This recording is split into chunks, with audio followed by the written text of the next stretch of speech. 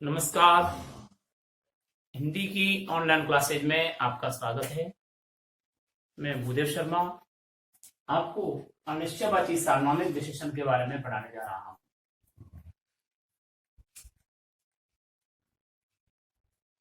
वे सार्वनामिक विशेषण जो संज्ञा की ओर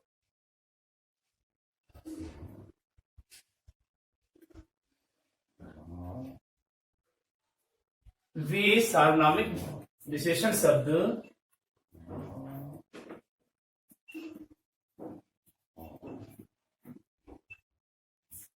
जो संज्ञा की ओर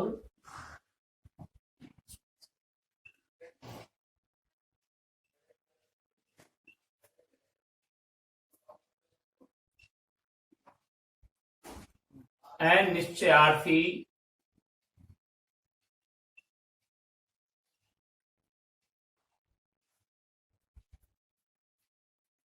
अर्थ प्रकट करते हैं।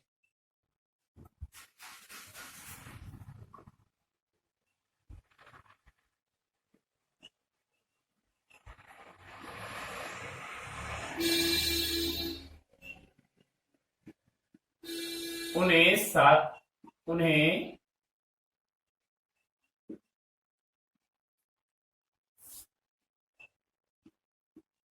अनिश्चयवाची सार्वनामिक विशेषण कहते हैं।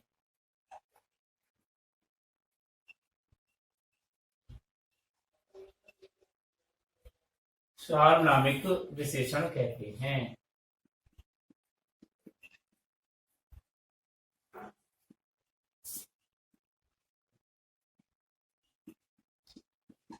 क्या वे सार्वनामिक विशेषण जो संज्ञा की ओर अनिश्चयार्थी अर्थबोध प्रकट करते हैं उन्हें अनिश्चयवाची सार्वनामिक विशेषण कहते हैं। अर्थात दूसरे रूप में हम इसको ये भी कह सकते हैं, अर्थात वे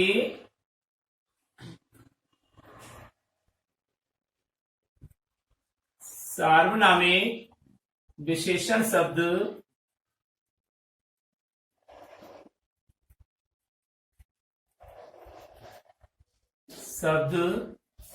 जो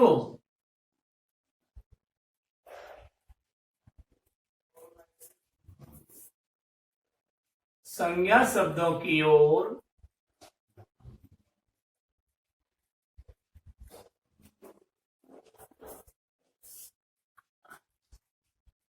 अनिश्चयवाची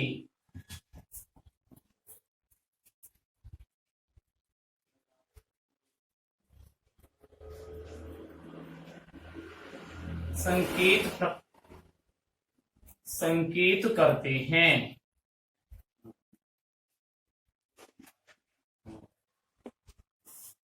वे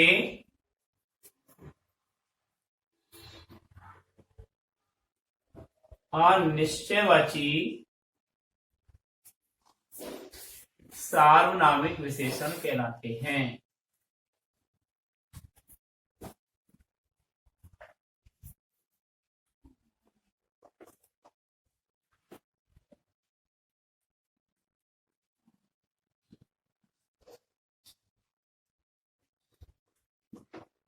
यानी संज्ञा शब्दों की ओर अनिश्चयार्थी संकेत करते हैं, निश्चित अर्थबोध नहीं कराते हैं। उन्हें अनिश्चयवाची सांकेतिक विशेषण कहते हैं या अनिश्चयवाची सार्वनामिक विशेषण कहते हैं।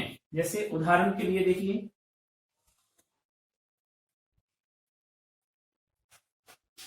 उदाहरण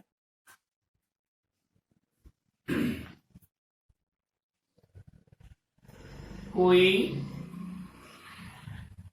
सज्जन आए हैं।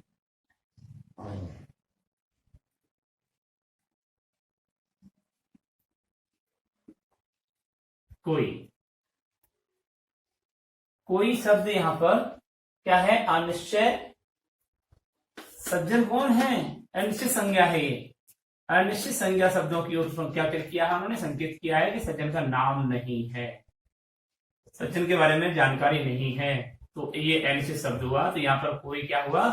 अनिश्चयार्थी संकेतवाचक विशेषण का उदाहरण हुआ। दूसरा उदाहरण देखिए,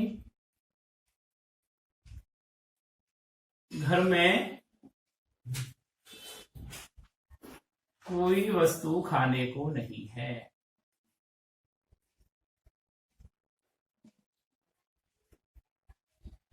खाने को नहीं है। वस्तु का नाम निश्चित नहीं है, वस्तु संज्ञा है जातिवाचक, और इसकी ओर संकेत किया है कोई, तो यहां अनिश्चित संकेत किया है, इसलिए ये भी अनिश्चयवाची सार्वनामिक विशेषण का उदाहरण है। यानी कि ये संज्ञा है और संज्ञा की ओर कोई शब्द जो आया है वह अनिश्चयार्थी बोध कराता है। तो इस प्रकार ये संकेतवाचक का जो दूसरा रूप था अनिश्चयवाची सार्वनामिक विशेषण, या सार्वनामिक विशेषण का जो दूसरा रूप था अनिश्चयवाची सार्वनामिक विशेषण, वे क्लियर हुए। अब आता है तीसरा प्रश्नवाची संकेतवाचक विशेषण या प्रश्नवाची सार्वनामिक विशेषण। तीसरा है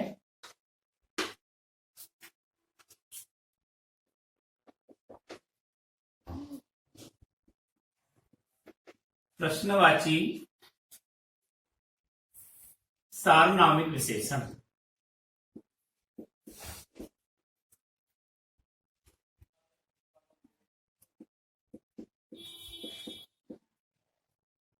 या इसको दूसरे रूप में ये भी कह सकते हैं कि प्रश्नवाची संकेतवाचक विशेषण। ठीक है, इसके बारे में हम पढ़ते हैं। तो देखिए, वे सार्वनामिक विशेषण, वे सार्वनामिक विशेषण शब्द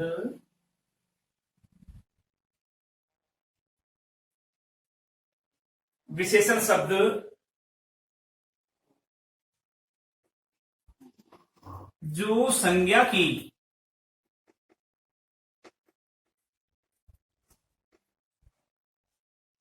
वे सार्वनामिक विशेषण शब्द जो संज्ञा की प्रश्नात्मक विशेषता प्रकट करते हैं।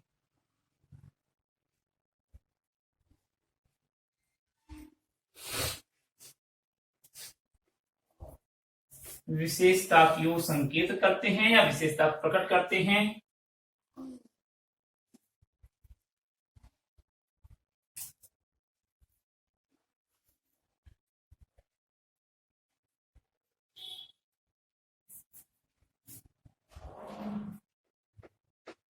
उन्हें क्या कहते हैं? प्रश्नवाची सार्वनामिक विशेषण कहते हैं।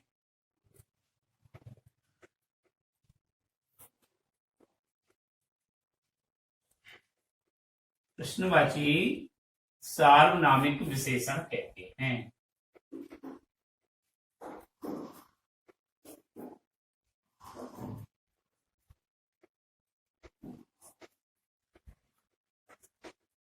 ठीक है, देखिए, वे सार्वनामिक विशेषण शब्द जो संज्ञा की प्रश्नात्मक विशेषता की ओर संकेत करते हैं, प्रश्नात्मक विशेषता को प्रकट करते हैं या प्रश्नात्मक विशेषता का बोध कराते हैं, उन्हें प्रश्नवाची सार्वनामिक विशेषण कहते हैं। तो देखिए उदाहरण, कौन आदमी आया है?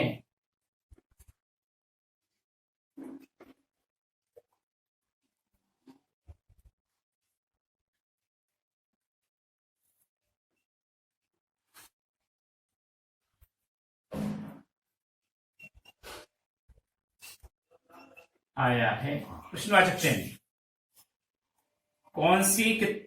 उन्हें कौन सी किताब चाहिए? उन्हें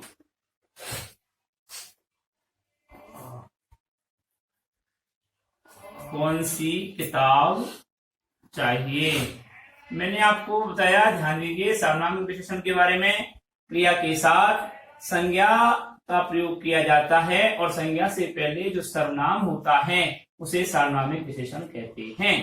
यानी केवल संज्ञा से पहले सर्वनाम आता है उसे सर्वनाम कहते हैं, और संज्ञा के पहले जो सर्वनाम आता है साथ में क्रिया का प्रयोग होता है वह सार्वनामिक विशेषण कहलाता है।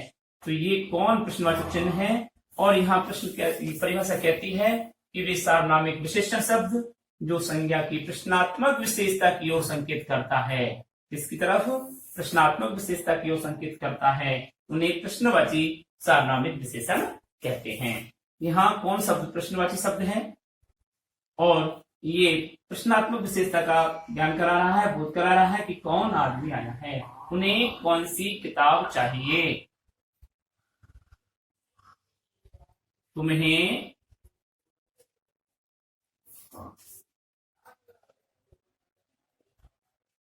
किस लड़के ने बचाया था।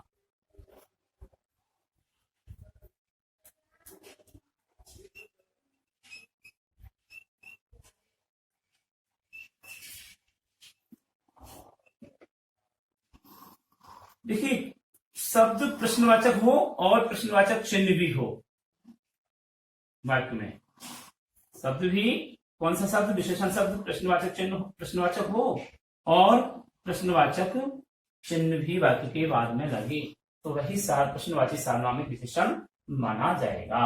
अगला आता है संबंधवाची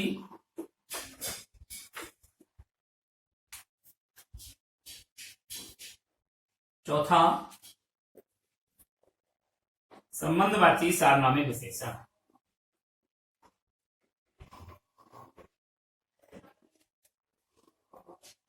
संबंधवाची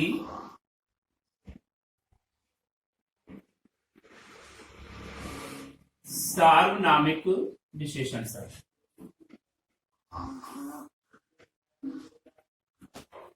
संबंध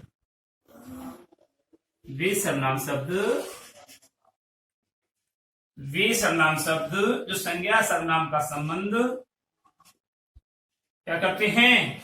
वे सर्वनाम शब्द जो संज्ञा या सर्वनाम का संबंध वाक्य में प्रयुक्त करते हैं, मतलब एक दूसरे से वाक्य में स्पष्ट करते हैं, उन्हें संबंधवाची सार्वनामिक विशेषण कहते हैं। तो परिभाषा कैसे लिखेंगे? देखिए, वे विशेषण शब्द, वे सार्वनामिक विशेषण शब्द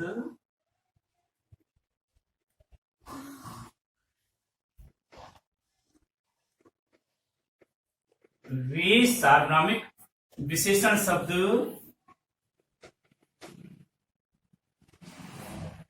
जो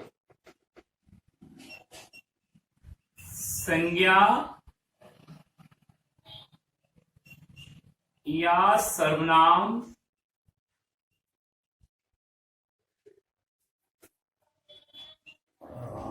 का संबंध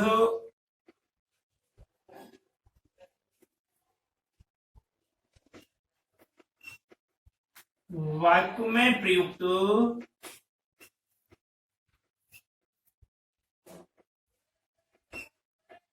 अन्य वाक्य में प्रयुक्त अन्य संज्ञा या सर्वनाम के साथ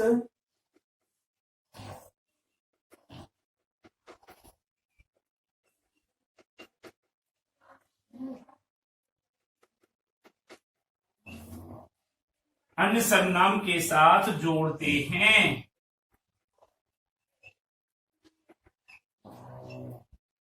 या प्रकट करते हैं।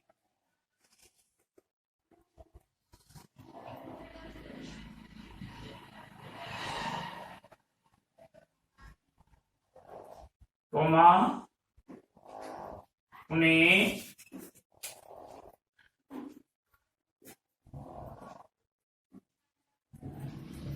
संबंधवाची सार्वनामिक विशेषण कहते हैं।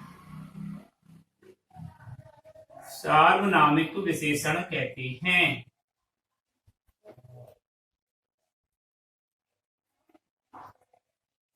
ध्यान दीजिए, परिभाषा थोड़ी बड़ी है लेकिन क्लियर है। देखिए,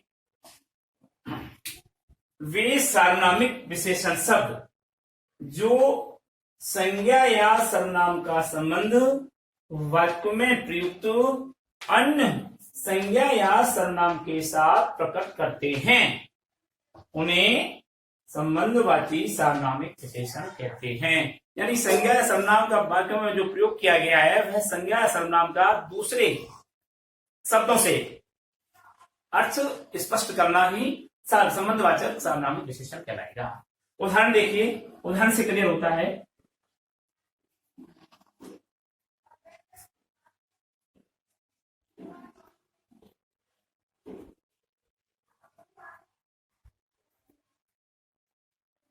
उदाहरण से क्लियर होता है।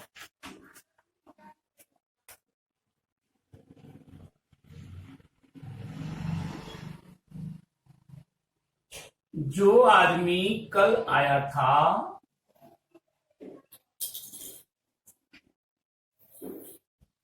जो आदमी कल आया था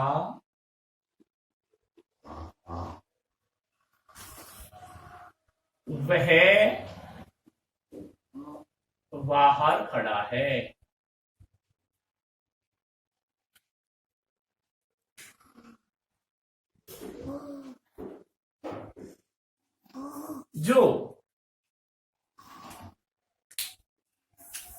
जो शब्द है आदमी के लिए आया, ये आदमी जातिवाचक संज्ञा है।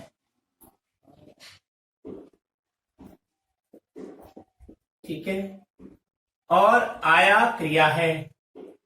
तो मैंने बताया था सार्वनामिक विशेषण किसे कहते हैं कि संज्ञा से पहले जो सर्वनाम प्रयुक्त किया जाता है और वाक्य में क्रिया आई है तो निश्चित रूप से सर्वनाम को विशेषण के रूप में कहते हैं और वह सर्वनाम नहीं होकर सार्वनामिक विशेषण के रूप में बदल जाता है। तो ये सार्वनामिक विशेषण। ठीक है, अब इस जो का संबंध दूसरे वाक्य में आए दूसरे संज्ञा के शब्दों से प्रयोग संज्ञा सर्वनाम के साथ में प्रकट किया है। इस जो का प्रयोग दूसरे सर्वनाम से किया है। ठीक है, यानी आदमी के लिए वह प्रयोग हुआ है दूसरे वाक्य में, तो जो और वह, तो वह का संबंध जो से किया, ये संबंधवाचक सार्वनामिक विशेषण का रूप हुआ। ठीक है, जो आदमी कल आया है वह बाहर खड़ा है। दूसरा उदाहरण देखिए,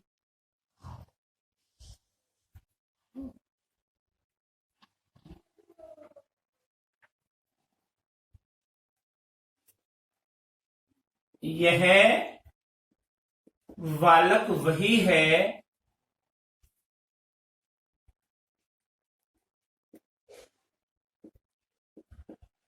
जिसने तुम्हें बचाया था। जिसने तुम्हें बचाया था। ध्यान दीजिए, यह का संबंध इनसे हुआ है, इनसे हुआ है, दोनों से। तो ये सार्वनामिक विशेषण का रूप माना जाएगा। ये नहीं माना जाएंगे सार्वनामिक विशेषण, सार्वनामिक विशेषण ये माने जाएंगे क्योंकि संज्ञा से पहले ये सर्वनाम का प्रयोग हुआ है। यहां कोई संज्ञा नहीं है, ये भी सर्वनाम, ये भी सर्वनाम, ये भी सर्वनाम, इसलिए संज्ञा से पहले प्रयुक्त होने वाला पद ही सर्वनामिक विशेषण माना जाता है। विशेषण ही सर्वनामिक विशेषण माना जाता है कब? जब साथ में क्रिया आती है। तो इसलिए ये सार्वनामिक विशेषण का रूप हुआ। ठीक है, अब देखिए चारों भेद क्लियर हो गए। संबंधवाची सर्वनाम भी हो गया, प्रश्नवाची सर्वनाम भी हो गया, निश्चय अनिश्चयवाची सर्वनाम भी हो गया, सार्वनामिक विशेषण भी हो गया और निश्चयवाची सार्वनामिक विशेषण भी हो गया। अब आता है सर्वनाम और सार्वनामिक विशेषण में अंतर। देखिए पहचान कैसे करेंगे सर्वनाम और सार्वनामिक विशेषण में अंतर।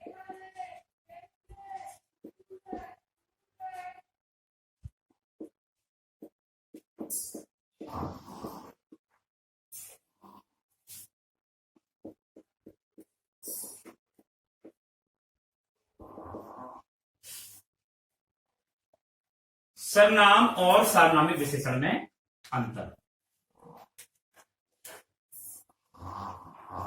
मैं कई बार रिपीट कर चुका हूं इन चीजों को। क्या कि वे शब्द जो वाक्य में सर्वनाम के रूप में प्रयुक्त किया जाता है और बाद में कोई क्रिया का प्रयोग नहीं होता है तो उन्हें सर्वनाम पद कहते हैं। और वे पद जो सर्वनाम के रूप में प्रयुक्त होता है लेकिन संज्ञा से पहले प्रयुक्त होता है और साथ में क्रिया का प्रयोग होता है, उन्हें सार्वनामिक विशेषण कहते हैं। तो देखिए, शब्द या शब्दांश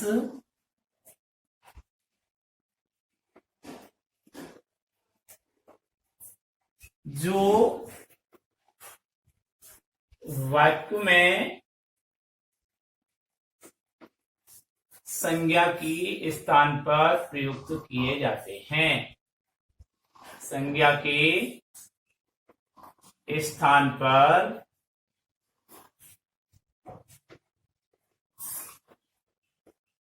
प्रयुक्त किए जाते हैं,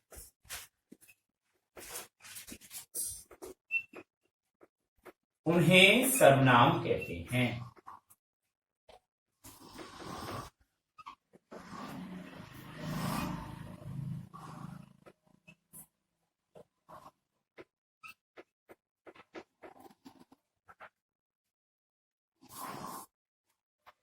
जबकि जबकि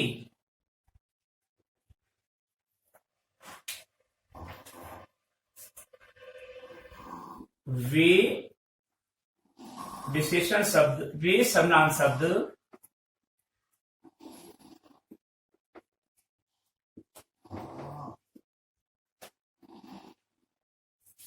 जो वाक्य में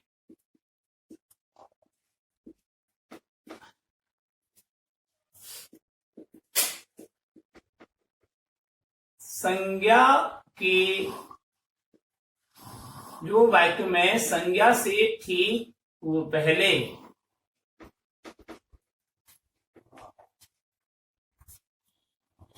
प्रयुक्त होते हैं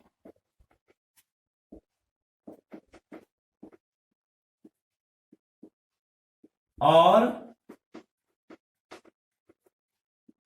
साथ में क्रिया का प्रयोग पाया जाता है,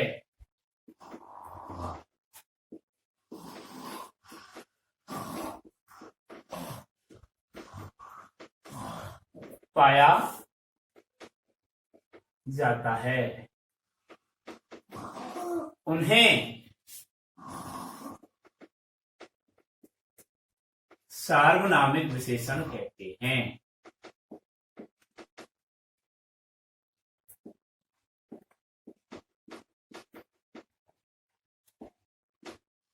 ये ही मेन इसका अंतर है और हमको ये चीज समझनी चाहिए कि सर्वनाम स्वतंत्र होता है,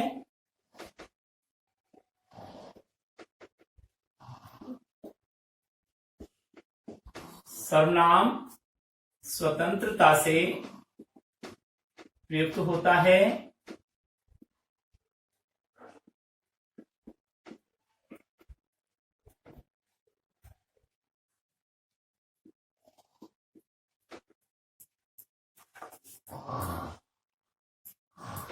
जबकि सार्वनामिक विशेषण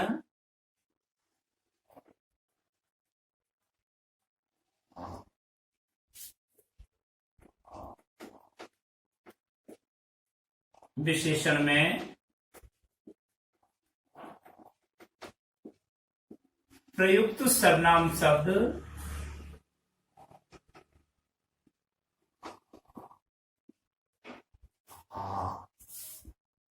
क्रिया के साथ प्रयुक्त होता है, संज्ञा व क्रिया के साथ प्रयुक्त होता है।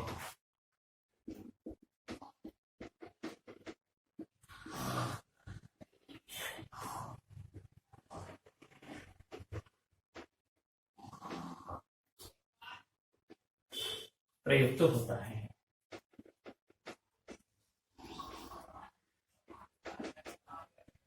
इस प्रकार सार्वनामिक विशेषण कंप्लीट हुए और अब ये विशेषण शब्द क्लियर हुआ। अब एक रहा है विशेषण की अवस्थाएं।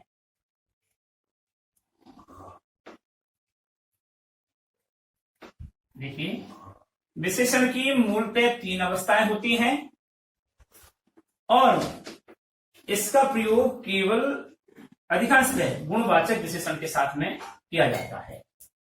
विशेषण की मूलतः 3 अवस्थाएं होती हैं और इनका प्रयोग, तो देखिए हेड डालते हैं विशेषण की अवस्थाएं।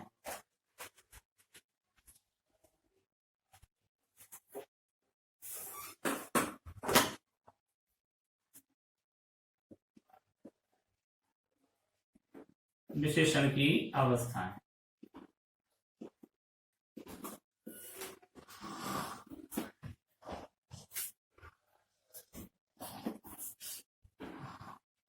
विशेषण की मुख्यतया 3 अवस्थाएं होती हैं।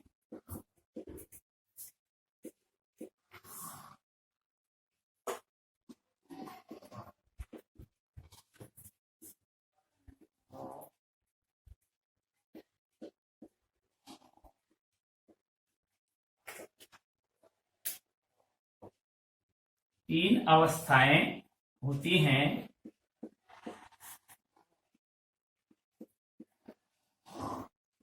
देखिए नंबर 1 मूलावस्था,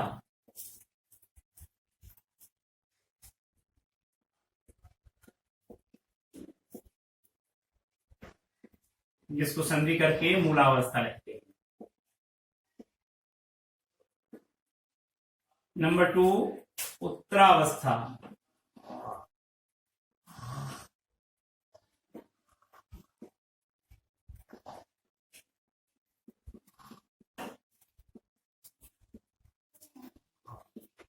और नंबर 3 उत्तम अवस्था।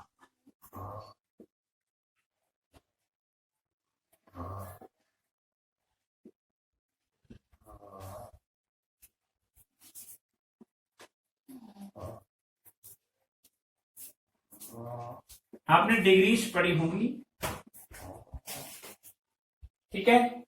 पॉजिटिव, कंपैरेटिव और सुपरलेटिव। पॉजिटिव डिग्री यानी विशेषण के मूल रूप को, सरल भाव को क्या कहते हैं? मूल अवस्था कहते हैं। किसी दो संज्ञा या सर्वनाम की तुलना करने पर किसी एक को श्रेष्ठ या दूसरे को निकृष्ट यानी बुरा बताने के लिए दो की तुलना करने पर जो विशेषण का भाव उत्पन्न होता है वह विशेषण की उत्तरावस्था कहलाती है। सभी में से या बहुतों में से किसी एक को अच्छा या बुरा बताने के लिए, श्रेष्ठ या निकृष्ट बताने के लिए जिस विशेषण शब्दों का प्रयोग किया जाता है वह अवस्था उत्तम अवस्था कहलाती है। तो यानी पॉजिटिव, कंपैरेटिव और सुपरलेटिव, ये 3 प्रकार की डिग्रीज हैं।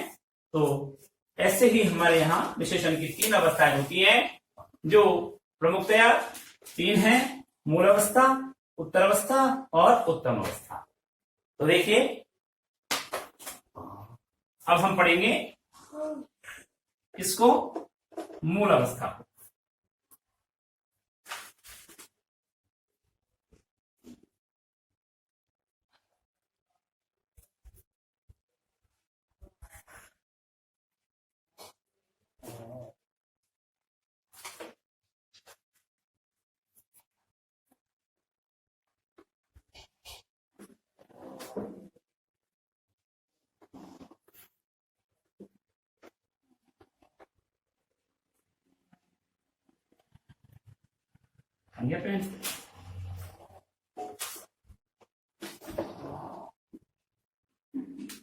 मूल अवस्था।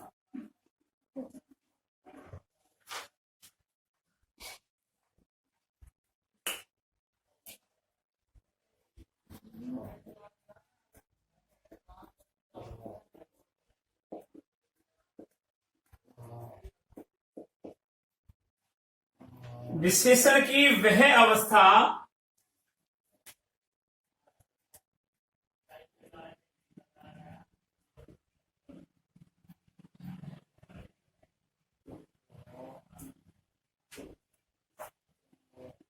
विशेषण की वह अवस्था जिसमें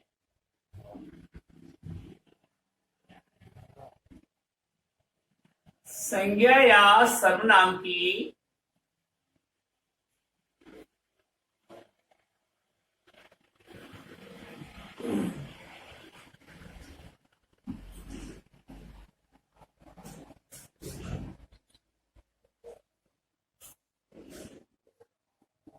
सामान्य स्थिति का वर्णन किया, सामान्य स्थिति प्रकट की जाती है।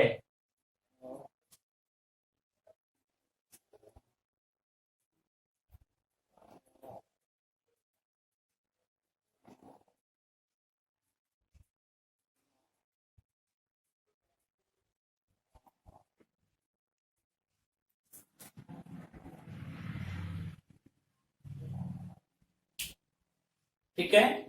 विशेषण की वह अवस्था जिसमें संज्ञा या सर्वनाम की सामान्य स्थिति प्रकट की जाती है, अर्थात दूसरे रूप में लिख सकते हैं, अर्थात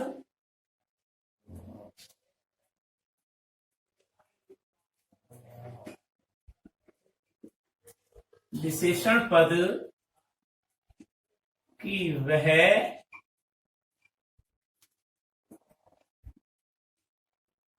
अवस्थित स्थिति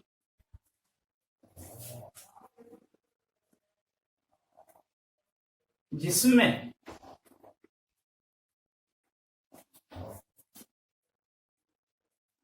संज्ञा या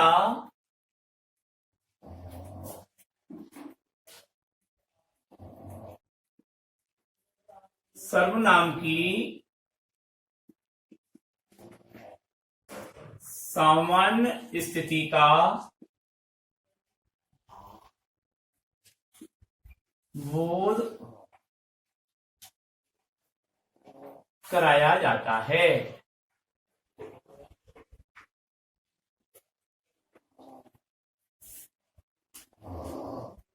विशेषण की इस स्थिति को विशेषण की इस अवस्था या स्थिति को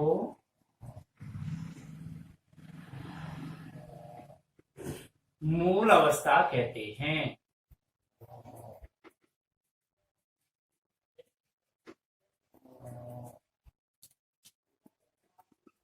जैसे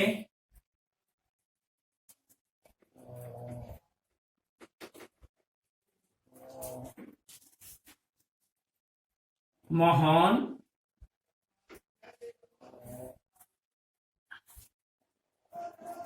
चतुर छात्र है।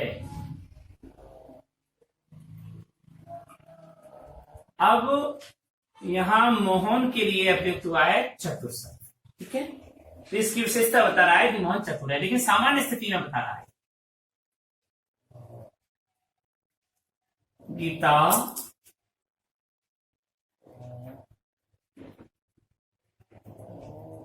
सुंदर बालिका है। यहां सामान्य स्थिति को प्रकट कर रहा है। ठीक है, दूसरा आता है उत्तर अवस्था।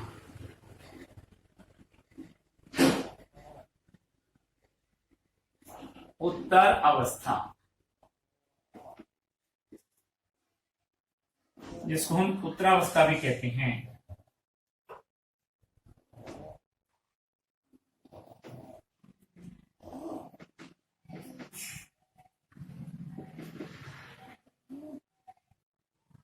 विशेषण की वह अवस्था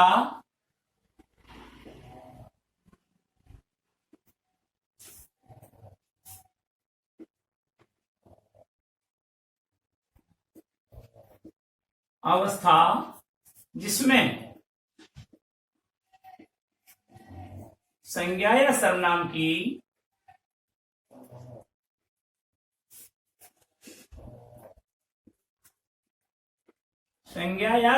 की तुलनात्मक विशेषता बताई जाती है।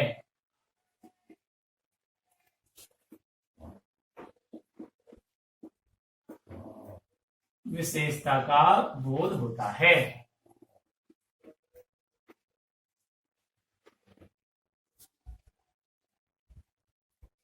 कौमा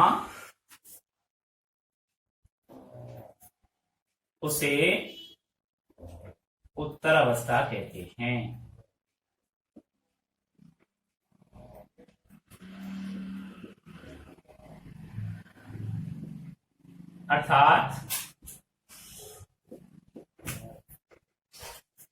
अर्थात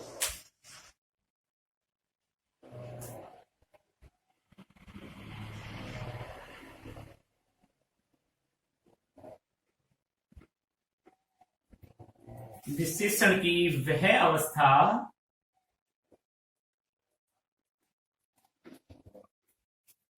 जिसमें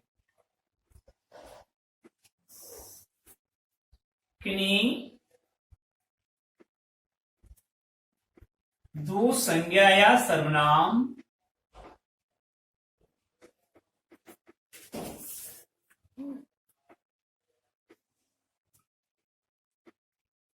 की परस्पर तुलना करने पर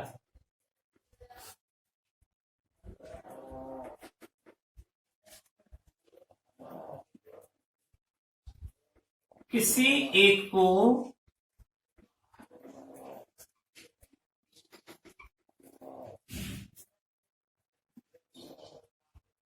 अच्छा या बुरा प्रकट किया जाता है।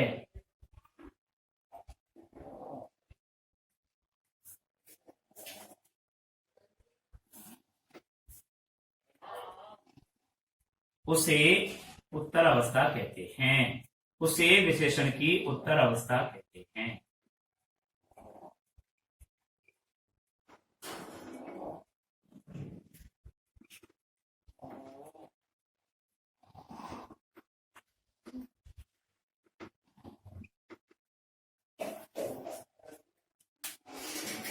जैसे एग्जांपल देखिए,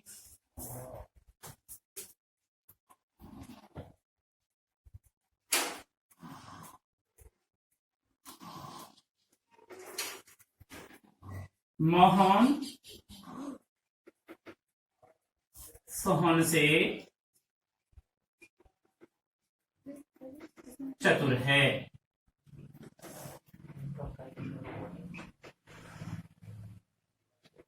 सीता गीता से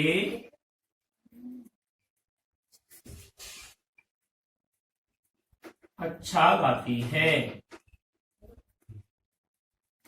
अब कहने का मतलब ये हुआ कि दोनों में कंप्रूव किया गया और दोनों में कंप्रूव करने पर सोहन और मोहन में तुलनात्मक दृष्टिकोण से उनकी एक को बुरा और एक को अच्छा बताया गया है। सीता और गीता में तुलनात्मक दृष्टिकोण से एक को अच्छा और एक को बुरा बताया गया है। तो विशेषण की वह अवस्था जिसमें किन्हीं दो संज्ञा या सर्वनाम की परस्पर तुलना करने पर किसी एक को अच्छा या बुरा भाव प्रकट किया जाता है, उसे विशेषण की उत्तर अवस्था कहते हैं। ठीक है, ये विशेषण की दो अवस्थाओं के बारे में हमने आपको बताया। अगले लेसन के लिए आपको अगली वीडियो में दिखाया जाएगा। नमस्कार।